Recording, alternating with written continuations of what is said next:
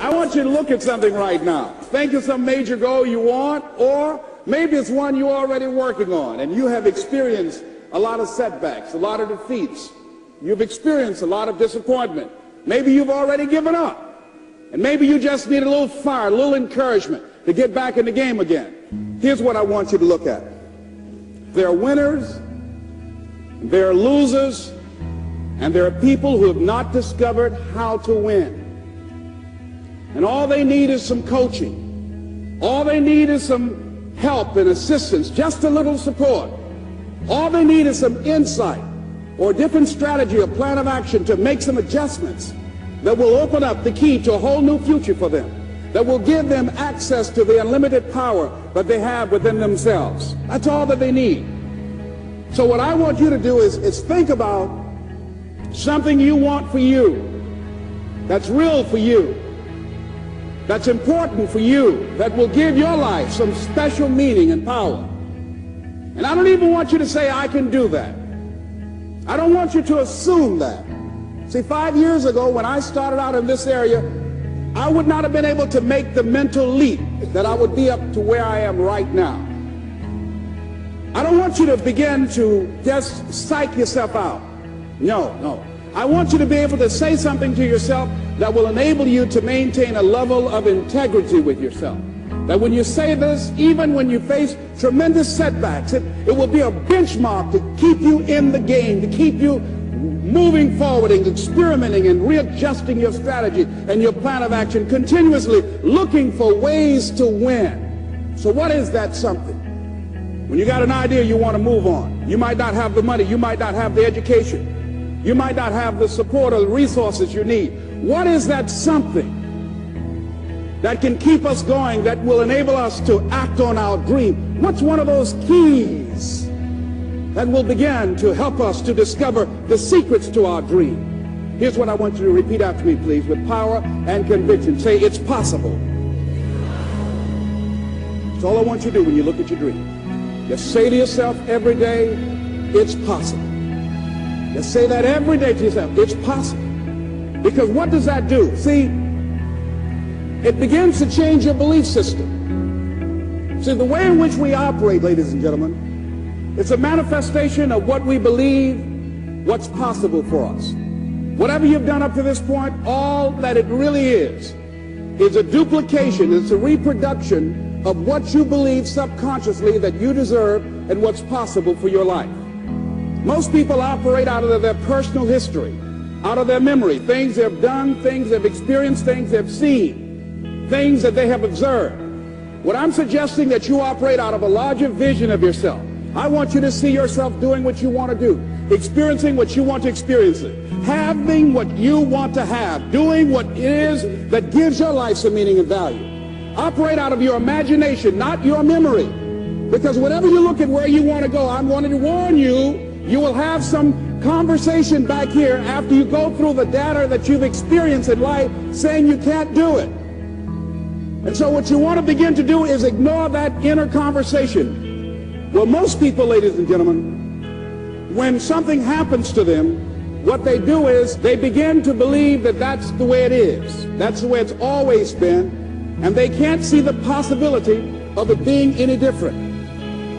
Example, before April 1954, the common belief, the universal belief, because it had been tried again and again and again and people had failed, the belief was that man was not physically capable of breaking the 4-minute barrier, that he could not run a mile in less than 4 minutes. That was the belief on the planet. It had never been done.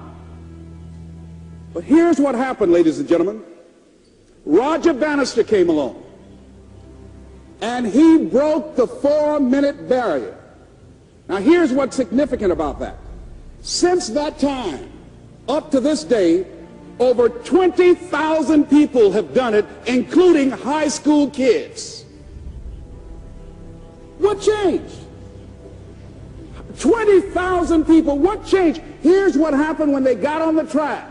They knew it had been done. And because they knew it had been done, there was a new belief about this barrier. about this goal that was unreachable. And those 20,000 people got in a race believing, knowing in their heart that someone had done it, that it's possible, that they could do it. And I'm saying that if you know anybody that had some goal, some dream, something they wanted to do, and they did it, then I'm saying that you know in your heart that if someone has done it, then you can do it. It's possible. And that if someone can make their dream become a reality, that it's possible that you can make your dream become reality. And so as you begin to look at where you want to go, beginning to embrace that, it's possible. I'm blessed and highly favored. I've got a lot going for me. I got some good stuff in me. And it's possible that I can bring my greatness out here in the universe. That I can do what I want to do. It's possible I can write my own book. I can have my own business. I can take the trip and travel around the world. It's possible. I can bounce back from adversity and reinvent my life. It's possible. Regardless of where I am, the things can get better for me. It's possible. I'm thinking about two men right here in Chicago who were fairly successful, similar background, educated. They worked for a corporation for many years, and they were among many people that were laid off. Two guys who were very good friends. One went out looking for a job for several weeks along with the other one, and they faced disappointment and rejection again and again and again. They couldn't find any work, which is the story of many people across this country. One guy stopped. He became discouraged. He stopped going. He stayed home looking at television, became very argumentative and toxic with his wife, drinking beer, getting on the phone, talking to his other negative, unemployed friends. And he just gave up. The other guy kept looking for a job everywhere he could go. Every time he could get an opportunity, kept asking people, networking, checking the newspapers every day. Kept going everywhere he could, trying to find a job. You have too much education. You're overqualified. You won't be here long enough. He kept going. He kept going. He went to a place and said, look here, I tell you what, if you can't hire me, and I know you can use my talents, abilities, and skills, I don't want to sit home and do nothing. Just let me do some volunteer work. You don't have to give me anything, all right? I just want to work. I want to be busy. Guy said, okay, it's on you now, but don't expect me to give you anything. It's okay. This guy came in and worked. He was the first one there. The last one to leave was the best employee there. About 4 weeks later, one of the top managers quit. They were looking for a replacement. Guess who they selected? This other guy. This guy who was volunteering his time. He got the job. What was the difference between the two men? Eyesight and mindsight. Eyesight is judging on what you see, judging according to appearances. But mindsight is how you interpret what you see. One guy said, it's not possible, it's over, I'm finished. I can't do it. I can't make it. He surrendered. I've faced rejection again and again. I'm not going anymore. There are no jobs out there. But this other guy, he felt that in spite of the no's and rejections, in spite of how bad the economy is, in spite of what the newspapers are saying, that it's possible that somebody somewhere will give me a job. He just kept going, thinking it was possible. And guess what, ladies and gentlemen?